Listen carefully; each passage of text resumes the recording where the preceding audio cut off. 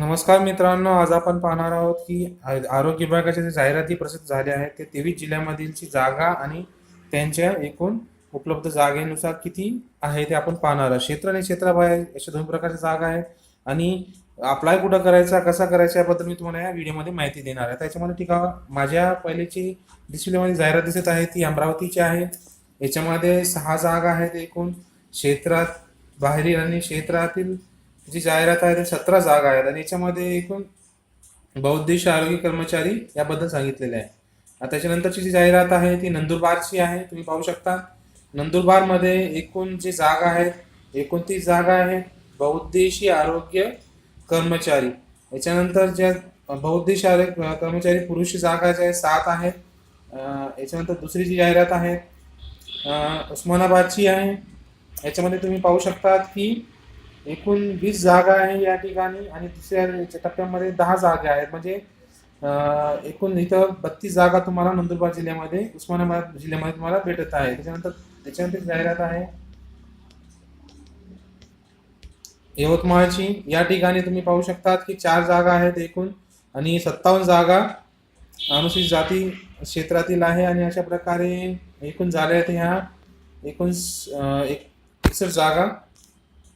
यवतमाळनंतर सिंधुदुर्ग जिल्हा पहा, या ठिकाणी तुम्हाला दिसत आहेत 24 जागा आहेत आणि त्याच्यानंतर 3 जागा अशा एकूण झाल्या 27 जागा. सांगली जिल्ह्याच्या आहेत. या ठिकाणी तुम्ही पाहू शकता 24 जागा आहे सांगली जिल्ह्याच्या आणि 12 जागा अजून म्हणजे अशा टोटल 36 जागा या ठिकाणी सांगली जिल्ह्यामध्ये आहे आरोग्याच्या. नाशिकमध्ये जे आहेत ते पाहू शकता तुम्ही की 22 आहेत या ठिकाणी आणि दुसऱ्या ठिकाणी 29 म्हणजे अशा एकूण जागा आहेत. त्याच्यानंतर बुलढाणा जिल्ह्यामध्ये पण जाहिरात प्रसिद्ध झालेली आहे आरोग्य विभागाची. त्याच्यामध्ये पहा 26 जागा आहे आणि 7 जागा. याच्यानंतरची आहे गोंदिया जिल्ह्यामध्ये जाहिरात प्रसिद्ध झालेली आहे. या ठिकाणी तुम्ही पाहू शकता 24 आणि 14 जागा आहेत. त्याच्यानंतर लातूर विभागाची जी जाहिरात आहे ती पण प्रसिद्ध झालेली आहे. याची जागा आहेत एकूण 32 आणि 9. त्याच्यानंतर सातारा जिल्ह्याचे जे आहेत 29 जागा आहेत आणि 1 जागा अशा. त्याच्यानंतर वाशिम जिल्हा आहे. वाशिम जिल्ह्याची जाहिरात प्रसिद्ध झालेली आहे. याची पण आहे 10 जागा आणि 5 जागा. पुणे जिल्ह्याचे आहेत 30 जागा एकूण. त्याच्यानंतर परभणी जिल्ह्याचे आहेत 23 आणि 2 जागा. नागपूरचे आहेत 29 आणि 24 जागा. सोलापूर पंढरपूरचे आहेत 25 जागा. ठाणेचे आहेत 40 आणि 27 जागा.